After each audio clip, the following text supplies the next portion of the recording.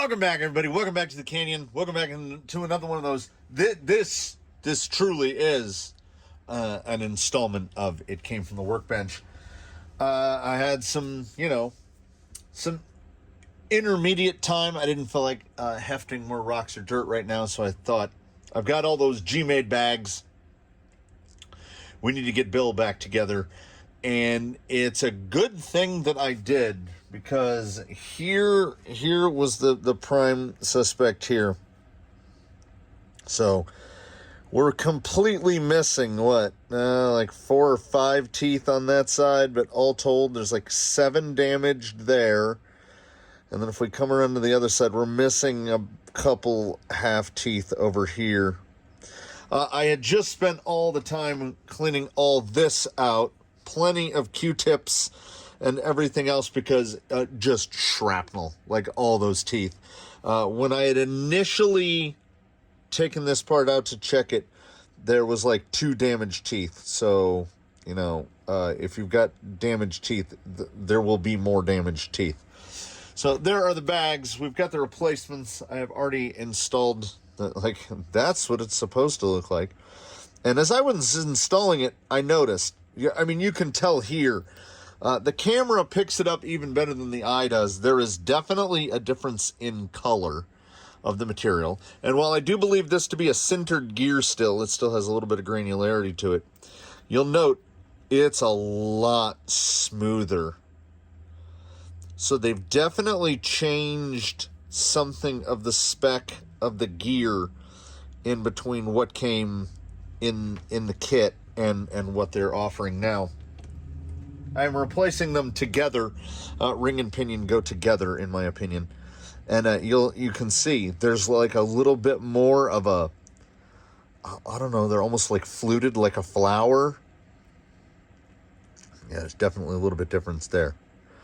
This guy will go into the emergency parts. I did order one entire extra ring and pinion set, just in case. I have also forgotten most everything here, as everyone will know, is element based, followed by Vanquish Phoenix stuff, I would say, and then TRX4, or it's real close for those two. And as such, I have forgotten a bit of what it's like to work on, not those brands, Gmade, MST, Charisma, stuff like that.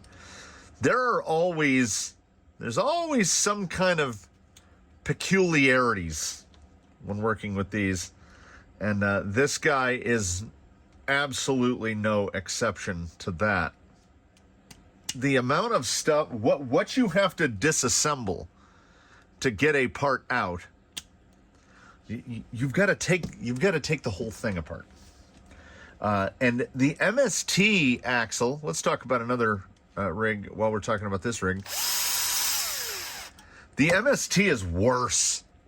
To get the ring gear out of the CMX axle, it's 40 screws. You have to disassemble the entire front end of the vehicle, and this is not far from that. Okay, so let's run the tally here as we go.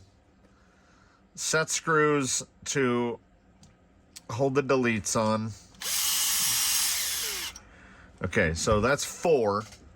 And I do it that way because then the ring and the carrier can't fall out while I am trying to get the little, because these, with my hands, these are fun. The actual carriers. And I can also only get it correct about half the time because for whatever reason, they're symmetrical. There's a flared side, and the flared side goes in. Yeah. It's I just had this thought very recently. When I hook up a brushed motor or an outrunner, as we know, a brushed motor is, oh, come on. A brushed motor is 2 screws and is 2 wires, and an outrunner is 3. So with either, like with the outrunner, there's 3 wires, but the middle wire is the middle wire. The only 2 that you're ever going to flip are let's call them left and right. Invariably, I will get it wrong. Like an amount of times that it seems almost statistically impossible, to where you would a normal person would think, well, I mean, 1 out of 30 times or something, he's got to get it right. No. If I'm plugging in an outrunner, I will get it wrong every single time. And you would think, well, then just plug it in, then immediately unplug it and flip it around the other way. Well, that's just the thing. It knows, so it will double blind me, and I'll still get it backwards. Also, this is both on the CMX and in here. That is the hex pin. All I can figure is this guy. I have broken like a lot of them, and I don't know. I mean, I guess I've just gotten so used to screw pins now that it's not an issue on those. Let's get a nice big. We're not stingy with the red and tacky, because I don't want to have to take this apart for any reason. I was gonna say unless something breaks, but let's not taunt the universe. Let's just say I don't want to take this apart. And as I said, I know other folk might think everybody has their own deal, but I definitely consider it that if I'm replacing the ring, I'm replacing the pinion as well. Is it really? Oh, there they are. There they are. So 4 and 4, 8. So 8, and that's bigger. Yeah. So 8 screws so far, and we're not. Let's turn that down a little. We're not close to having this back together. I don't know. There are more simple ways to do things. I think the GA44s? GA44R. Oh, I wonder if one is a GA44 and the other is a GA44R. Because this is the, I guess, technically reverse rotation. We got the anti-torque twist thing going. I like the rig a lot. So it's nothing specific to do with the rig itself. It's that companies make some decisions. I question some of the decisions. You know what? Is this too much? Is this too much? No, this isn't too much. Not the, and there's no way to shim this because it has the, where did I put it? The gear says a triangle. It's actually held on with an E-clip. So that there is no lash adjustment, and then the bearings are centering. Daylight savings time. So you have no adjustment laterally on the differential as well. Now, in no other vehicle has it been an issue where I have had to adjust. Well, okay, let me qualify that. There has been no crawler where I have had to shim a diff over. High speed stuff, it just seems like a thing that we have to do, sadly. some vehicles, the manufacturers recognize that they didn't do it right. I realized I had two different, are they super shiny? Yeah. Because I'm using beadlock hardware, if you buy two pairs of identical beadlocks from the same company on the same day, there's a strong chance you'll have different hardware from one set of rims to the other. So when I'm pulling wheel sets apart to put scale hardware in them, as you can see by the bin before you, like these are now all same height, little shiny heads. And before I had those two, and then these two, which are different, but they all just go in the and I contribute to my own madness. So that's four more. So 4 and 4 and 4 and 4. So 1, 2, 3, 4. 16. Yeah. 16 screws. Oh, no. Take that back.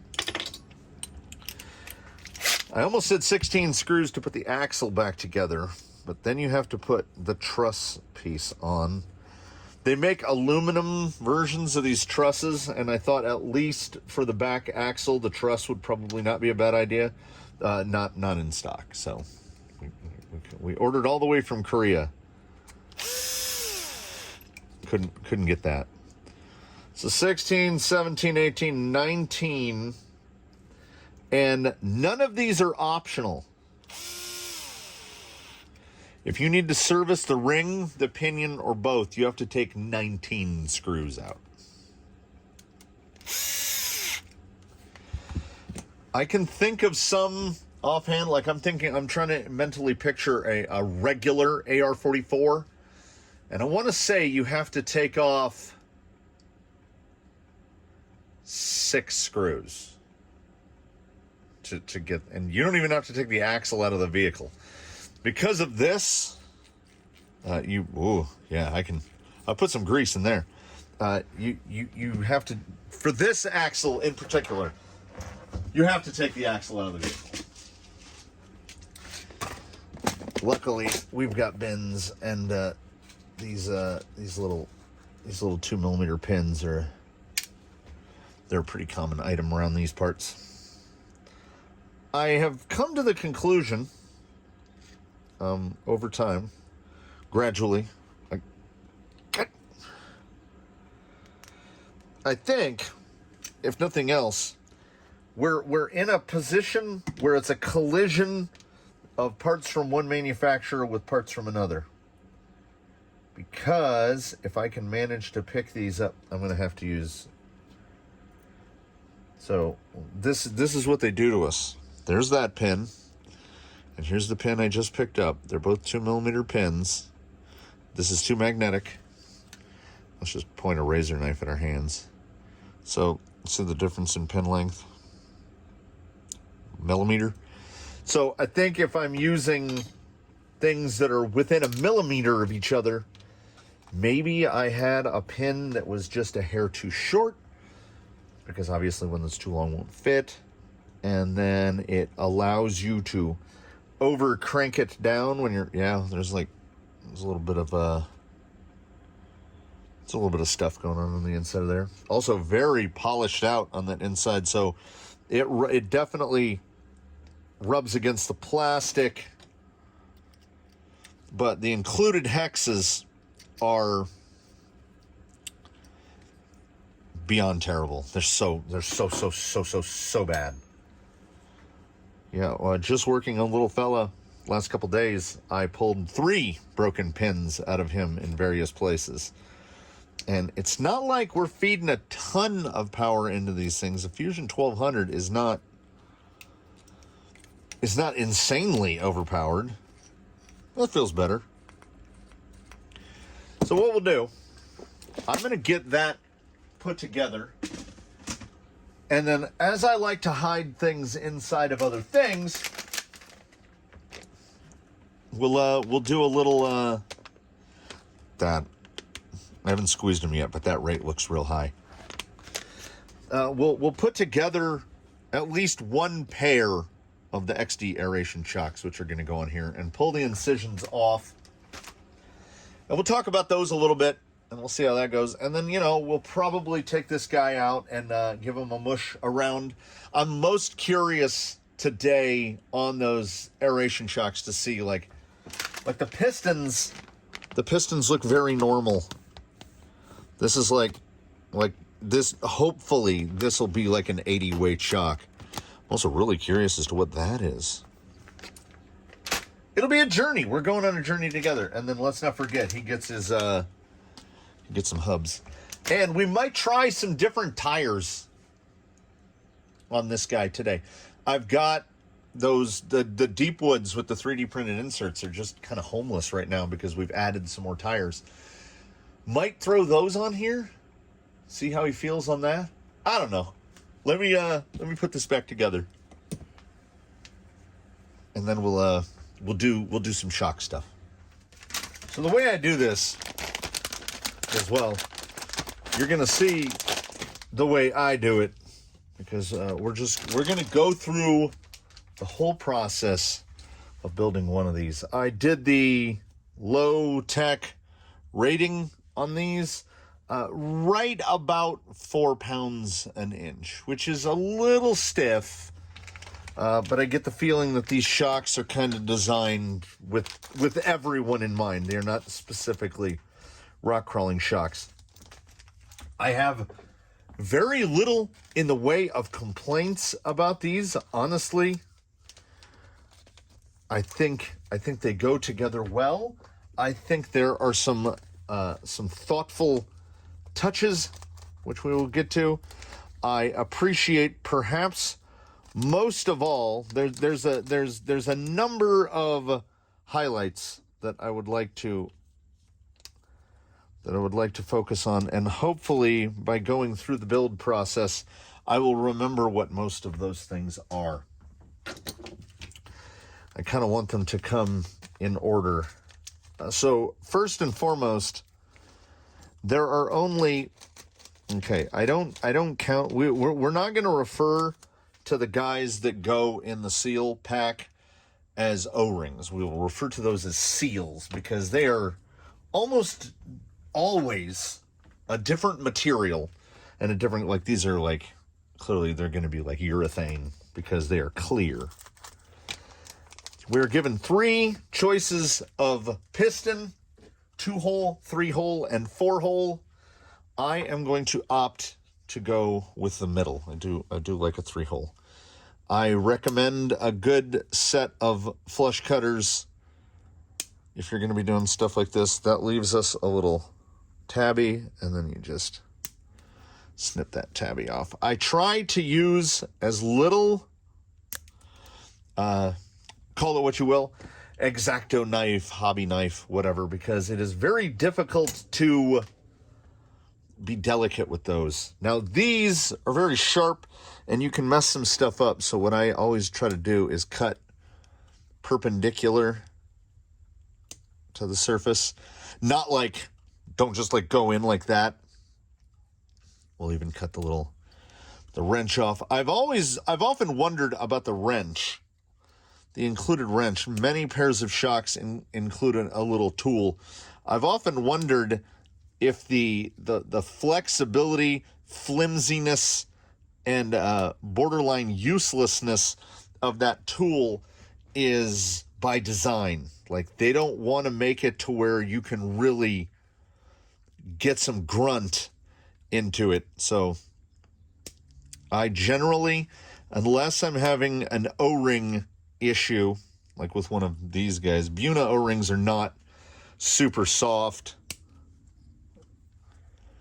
so sometimes you've really got to lean on them. There's a lot of little parts here, and there is, I feel a burr.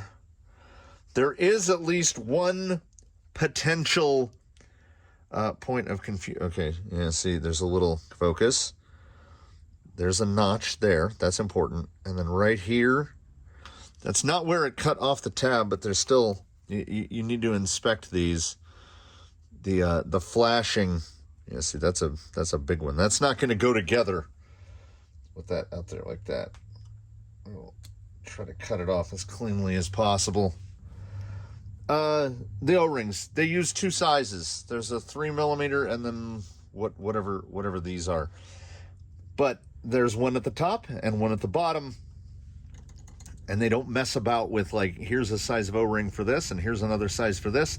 And then most commonly what I witness in shock assembly is shocks that have an O-ring inside the preload collar. Like, say, they'll have an O-ring that goes up in here so that the preload collar doesn't just walk around. And then they'll have an O-ring up inside the cap, usually around the outside edge of the cap. And they will be two different sizes. But worse than that, they will be two very, very slightly different sizes. Like, they're so close that there is absolutely the potential to mess it up. I just put a little assembly juice down in there so we're not cramming anything together. It goes O-ring, and then you saw me cut, you saw me not yet cut off. There are these, which are the spacers, which go in between the seals. So I technically only need to cut one of these off. So there's this spacer that goes in between the seals. And then there is this little guy, which he is different, as you can see. He's like a little spool. So we already put one seal in. We put the spacer. We put a seal. We put the top cap, the guy with the little groove is the top cap. And then we got these little circlippy guys. And as I pointed out, it's closed right there, so you come from the other side.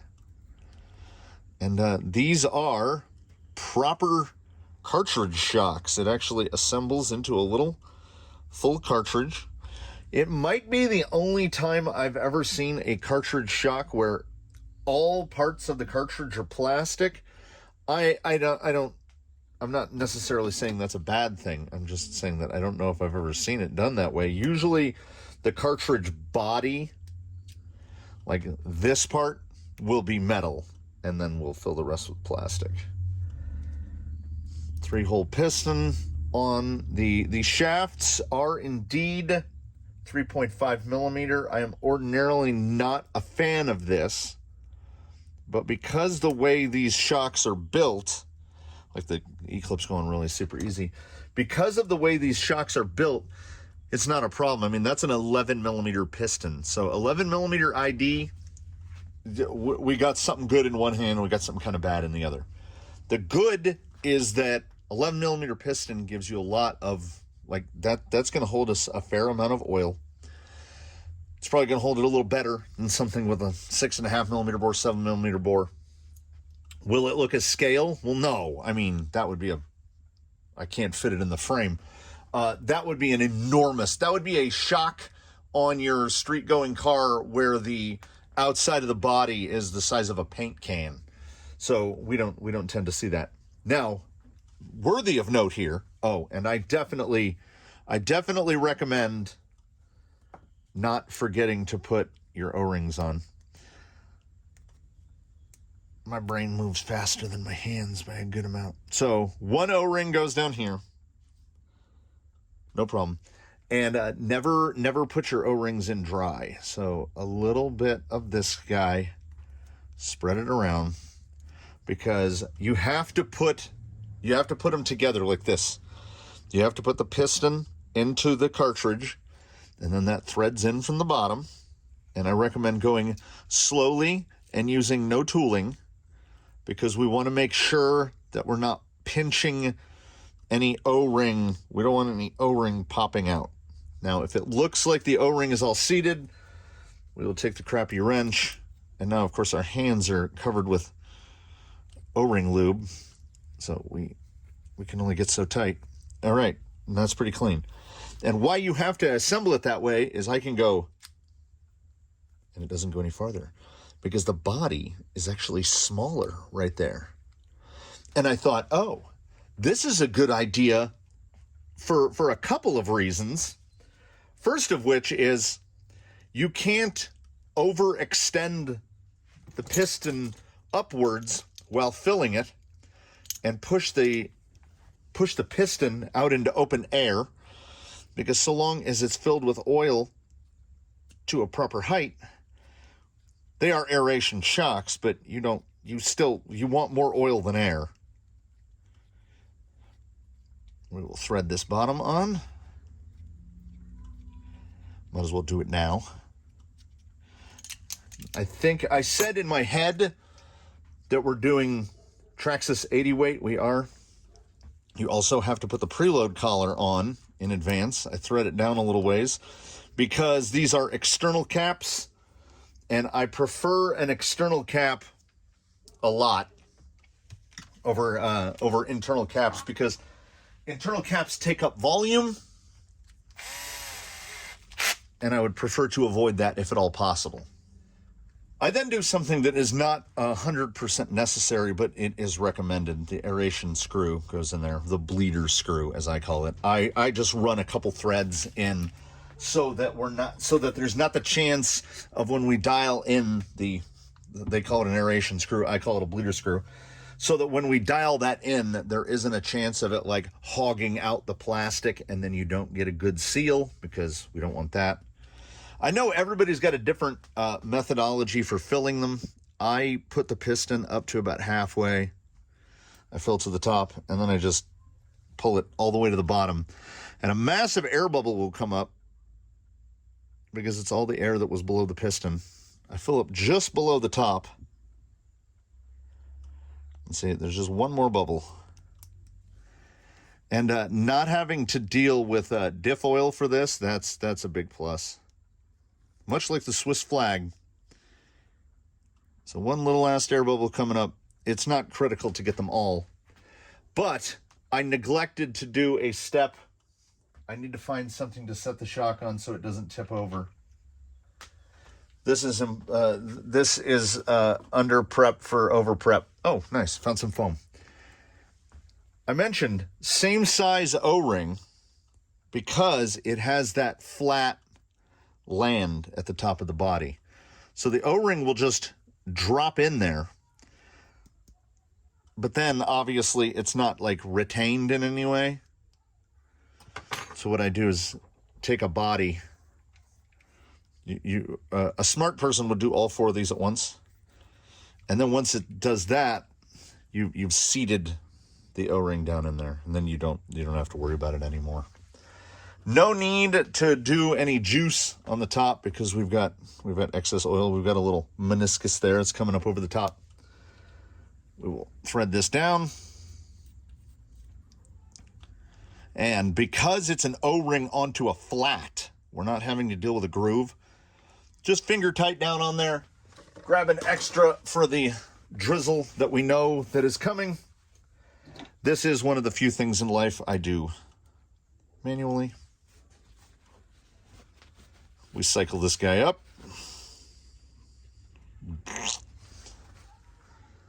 Little sploot comes out. We tighten her down. And you just go to snug. How do you know when it's tight enough? Because it's tight enough. That's how you know. We wipe off the excess, and because a bleeder shock, an aeration shock like this, they are really the cleanest to build, because if you're sitting down and doing multiple sets of these at once, we should have a little bit of pullback. Little tiny bit of pullback. Tiny little bit of pullback. If I'm doing enough sets of these, I'm not doing any preload on a 4-pound, so we just dial that up. And then it's like a lock, so it's locking the cap on. Not that the cap is going to go anywhere,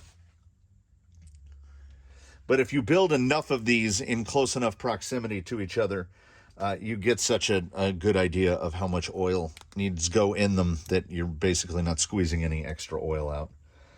Nice anodized ball for in there.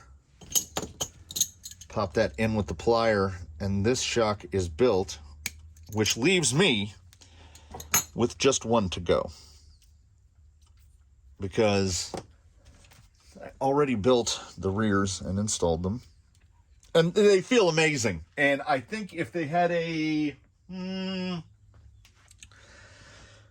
the spring rate was half, 2.5 pounds, we'd be pretty much perfect. And when they come with big travel stops like that, that's kind of an indication that it is a shock built for all purposes and not specifically for crawlers. So, that's not their fault. That's not our fault. That's nobody's. The fault of that doesn't land on anyone. They feel really good. I mean, but like I say, the springs are 16 millimeter ID. So where that becomes a problem for us folks is, I think that establishes it pretty well. But, here's hoping. If I can get just a little compression on it, and, who knows? Maybe you're not putting these shocks together to go on something that weighs 6 pounds. Maybe you're putting it on something that weighs 10 pounds. And if that's the case, these springs will probably actually work. I will once upon a time, I made a whole spring compendium that shows all the rates and the diameters and everything.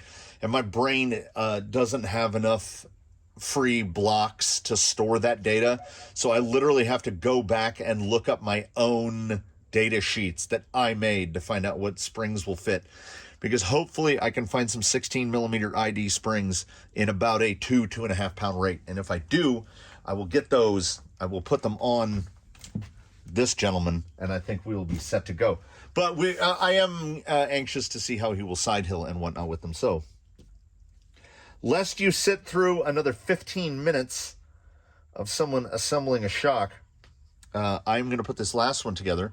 I'm going to get them put on there. I think we will throw the deep woods on there, the Squid'nsert fitted deep woods, and then we will we'll do a little mess about.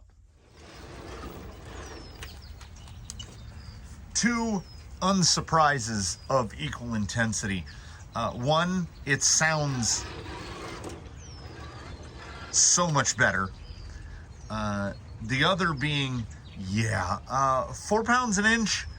Not excessive if you were in that maybe 8 pound range of a rig. I think probably still too heavy for the rear on even an 8 pound rig, but just from the little bit of drive, they feel really heavy. See the bounce? The inserts are doing their best.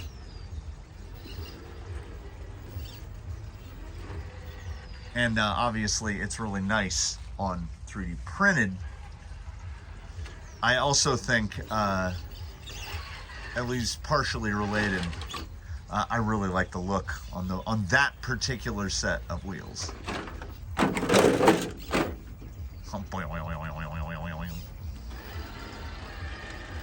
But yeah, the bounciness and the floppiness, like right there.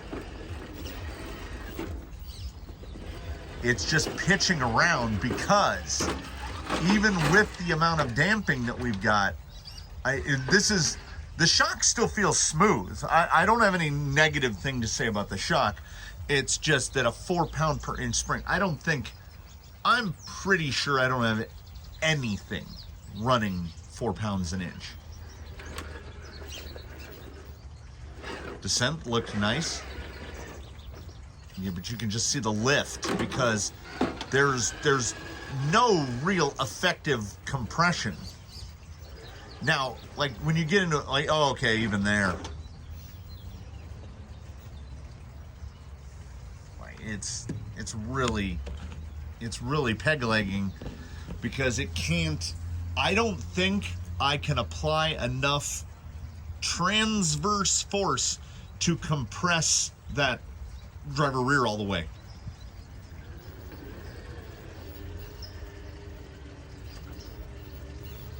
And so what we have is, it's not more ground clearance. The ground clearance we get is the ground clearance we have. What it's doing is raising the body.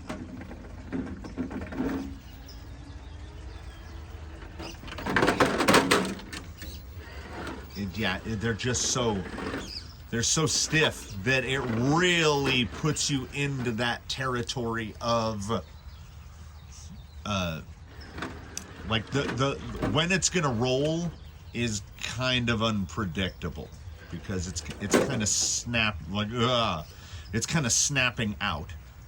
Like right here, it's probably in too much shadow for the camera, but the front, driver front, there's no compression on it at all. And that passenger, driver rear should be compressed quite a bit. The body should be much more level than it is right there. But we can't get past that spring rate.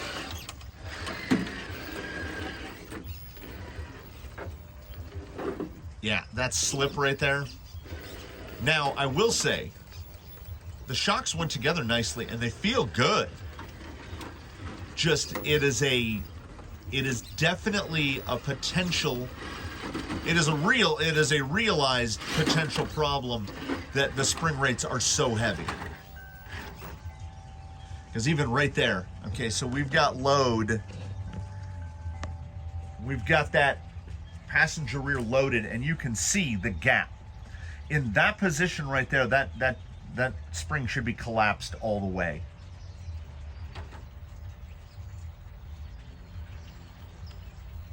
I can't get, like, is that, I got a crane down here. No, see that complete lack of compression. There's under no circumstance with that amount of cross flex should that passenger rear be that far off the ground. Like we've got most of the compression across here. Yeah, that's almost all the way up, but still not fully compressed all the way. But there's no way that rear end should be hanging in the air like that. So on the drive here, and from the little bit of wheel time that we put in, you know what I think I have? I think I have an idea. It's a little dumb in my head, but if it works, you know, if it's stupid and it works, it's not stupid. So I'm gonna try something. All right, we will go into what I have done if it works. Let's do it. Let's do it that way. Already heard a little drag of the rear end, which implies to me that the rear end is definitely sitting lower. I'm gonna have to modify the approach here. Yeah, the rear end definitely down a little bit. Oh! I don't think the rates are perfect. Will that pull? Yeah. Oh, it's real close. The issue here being I don't have the front rate that I need. I think the rear is correct. Let's see how we do here. We are going to take this to some side hill here. Oh yeah, that's a ton better. Let me see. Let's get over here again where we were. How much are we up? It's up a little, but now we see front is full down, rear is full compressed. I think what it needs is more shock positions at this point. So, what have we done? It might be stupid, but it worked. And we did it the laziest way I can think of. We can see up under, if we can see up under here, what I have done is where the little flats are for the included wrench on the shock, there was a little too big. So I took it to the Dremel and I took about 1 millimeter off. I just kind of kept the same radius and turned them down a little bit, and then changed the ends to Enduro SE hardware. And then we've got grays in the front and greens in the rear. If we can get it to focus on, there we go, and greens in the rear. The green is 0.8 pounds per inch, and grays are unfortunately 2.4. Whites are 1.3, and I think what I need are whites but I don't have any, or DravTech softs, I think are what this guy needs for the front, because the rear is just about there. That little hop,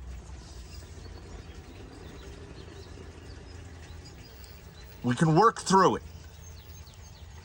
but I think it would be better if it was one more rate down in the front. He is a rolly boy still, because I think the sprung to unsprung ratio in the front, he's got a lot of unsprung weight. So it's really just the body sitting up, the big body sitting up high. I think if we go down a rate, I want to see this on side hill. I think if we go down a rate, I think we might have it. Well, down a rate and then up in the unsprung a little bit. Like, this might be an instance of where I can actually use some of those little knuckle puck weights that go behind, or the kind that replace the SLW, because this wheel set is essentially identical, roughly identical to his regular orange wheel set. Though I don't know, I'm leaning, I have two sets of black wheels that aren't currently like dedicated to a rig. I don't know, I really like it.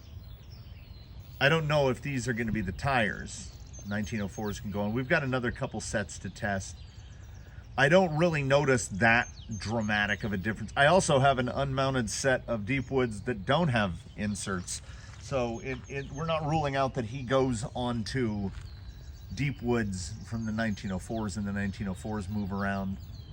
Of course, these things side hill really well. Little lift, passenger rear on the high side. Let's see what the transfer does. It transferred. Because again, I think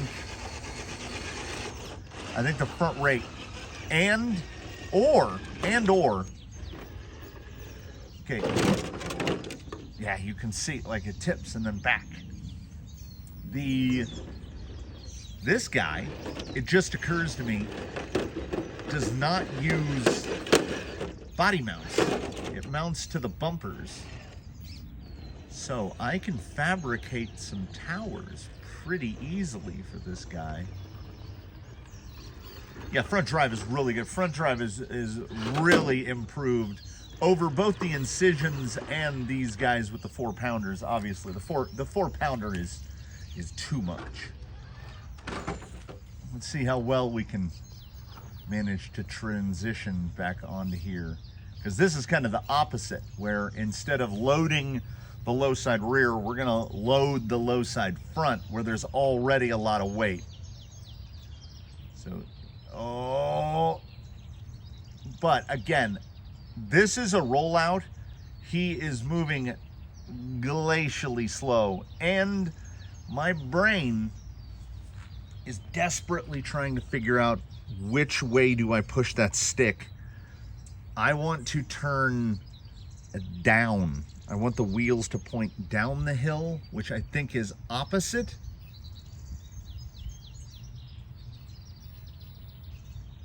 And I don't know if there's any angle I can.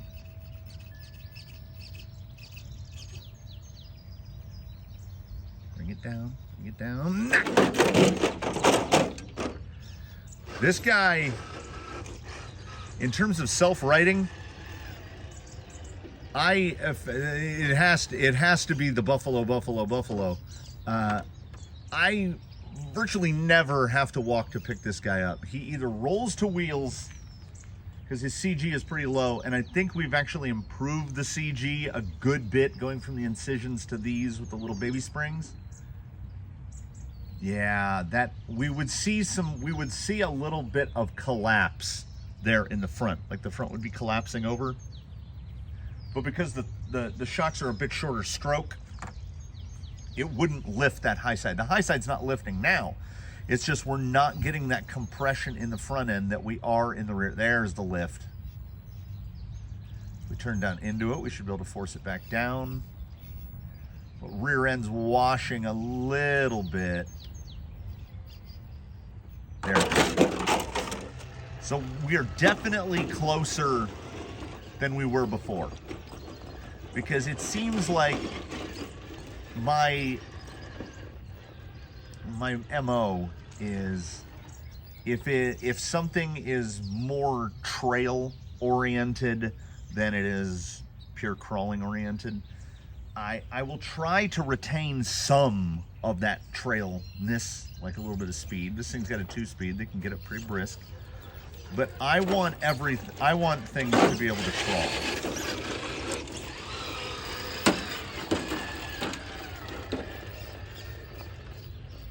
Yeah, it's crazy to me, honestly. The MT1904s on double buns and these deep woods on 3D printed, they feel pretty close to the same to me. The only thing of it is, I don't know. Who doesn't like a black and blue scheme, you know? And perhaps the biggest change that came out of the day is the feel, which I cannot translate much through words or at all through camera. The feel of it moving with, you know, gears that have all their teeth. It's so smooth now. It's amazing that thing, that fella right there could drive at all with how many teeth were missing off of that back ring gear. It was in a state. He is a good descender.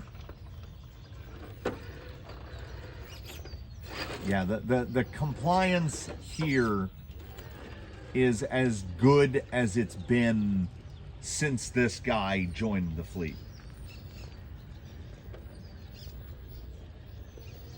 Yeah, he's got some drive. He feels real good. So the only question I have to you all you good folk out there is, how do we as a team,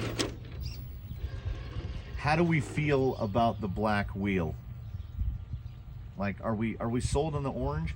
If it was just me, I don't know, maybe I'm too close to it. I see the black wheels on there and I go, yeah, that's the stuff. But like I say, uh-oh. Can we I think just as per usual, I'm too close to it. That's exactly where he landed, by the way. I don't know. I love the look of this wheel.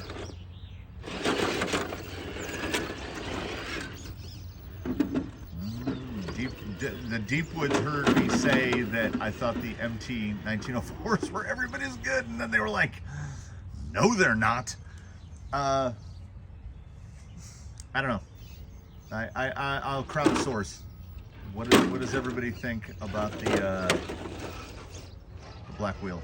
I will have a. I'll put a community poll up again. I know we did this once before, and the orange like resoundingly won.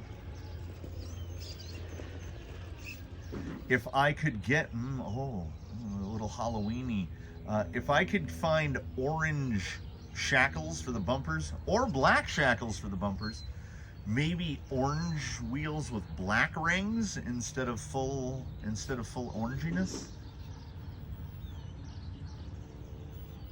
Look at that drive.